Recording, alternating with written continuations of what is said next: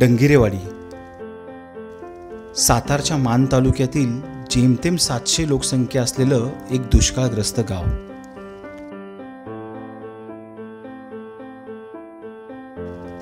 आटत गेलेले पाण्याचे स्रोत आणि खडकाळ जमीन यामुळे नेहमीच गावाला पाण्याच्या समस्यांना तोंड द्यावं लागतं। बऱ्याचदा उन्हाळ्यात पाण्याचा टँकर आणण्यावाचून पर्यायच राहत नाही। पाण्याअभावी शेतीतून ढासळलेले उत्पन्न आणि रोजच्या पिण्याच्या पाण्यासाठी करावी लागणारी पायपीट याला कंटाळून या गावातील बरीचशी तरुण मंडळी नोकरी आणि कामधंद्यासाठी मुंबई पुण्यात स्थायिक आहेत। गावात राहिली आहेत ती फक्त वयोवृद्ध आणि शाळेत शिकणारी लहान मुले। 72च्या अगोदर पाणी भरपूर असणार, विहिरीला पाणी अगदी एकदम भरपूर। त्याच्यानंतर मोठं चालायचं आमच्याकडं, मोठ्यानं पाणी काढणार आणि पिकं तयार करणार। तर ती पिकं बारकी लहान लहान पिकं सुद्धा घ्यायला येत होती मोठ्याच्या पाण्यामुळे। अगोदर विहिरीने पाणी भरपूर होतं, आता हे ठिकठिकाणी लोकांनी बोर घेतल्यामुळं विहिरी आटल्या, वडा आटलं, सगळं आटून गेलं, पाणी दे गेलं सगळं संपूर्ण। आमच्या गावामध्ये टँकर मागल्या 1-2 वर्षापूर्वी येत होता। टँकर आल्यानंतर आमच्या इथं रात्रीच्या लाईन लागायच्या, 1-2 वाजेपर्यंत आम्ही त्या लाईनला थांबायचो।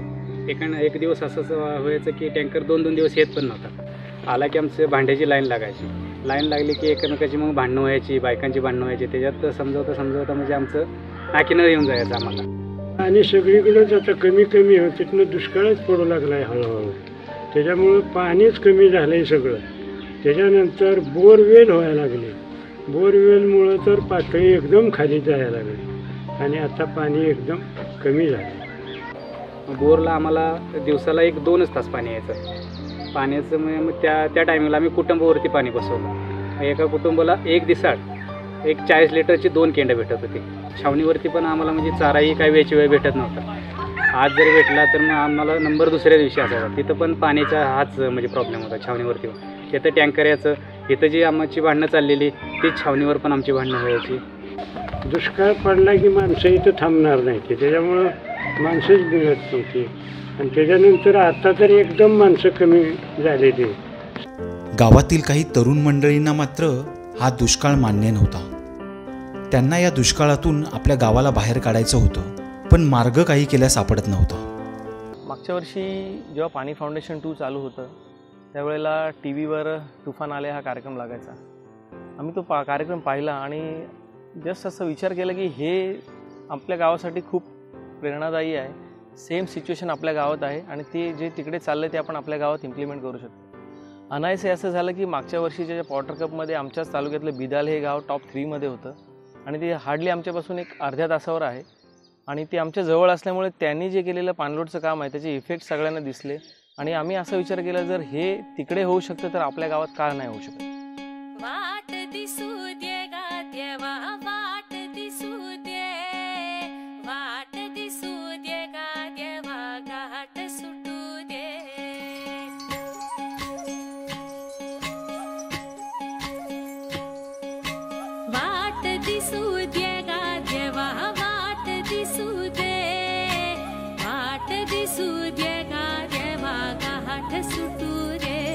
संग सोबतीची साथ मन दिवाळीत रात, आज पहाटच्या पावलाला श्वास फुटू दे।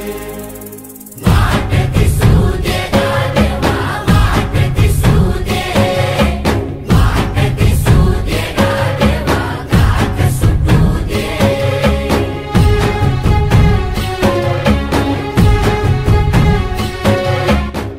वाट तर आम्हाला सापडली होती, पण सगळ्यात मोठं आव्हान होतं की गावातील जे लोक आहेत त्यांना कसं कन्व्हिन्स करायचं।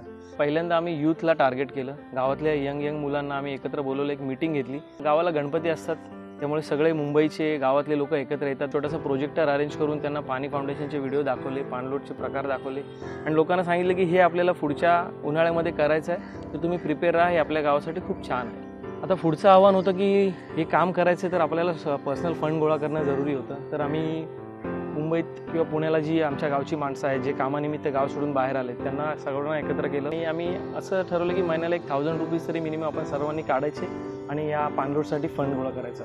त्यानंतर आम्ही पाणी फाउंडेशनची जी लोकं होती मान तालुक्यात काम करणारी त्यांना गावात बोलवलं.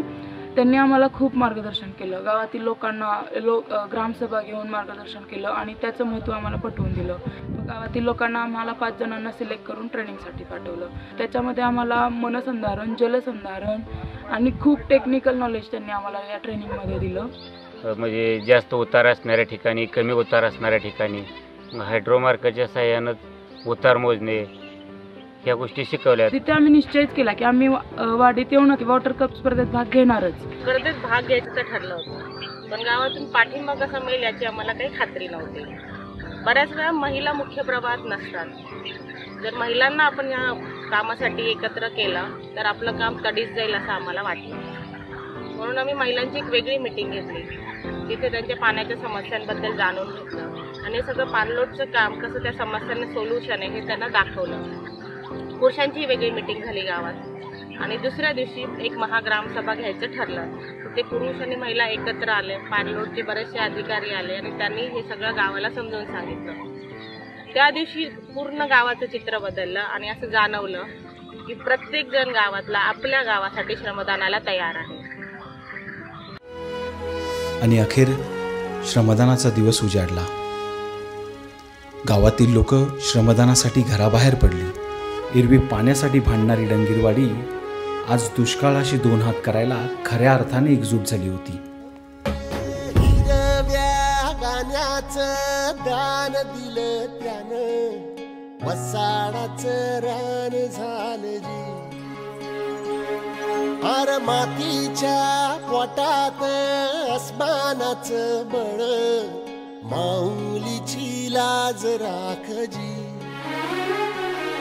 या मिन त्या दिव्याला तू साकड घाल, या तळमळ त्या जीवाला दे जाणीव खोल. हे धग धग त्या इकाराला माईची ओल, या रख रख त्या भुईला दे घामाचं मोल.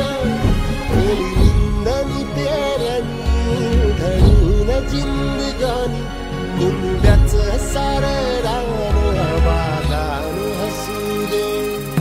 वाट दिसू दे गादेवा, वाट दिसू दे, वाट दिसू दे गादेवा, गात सुटू दे.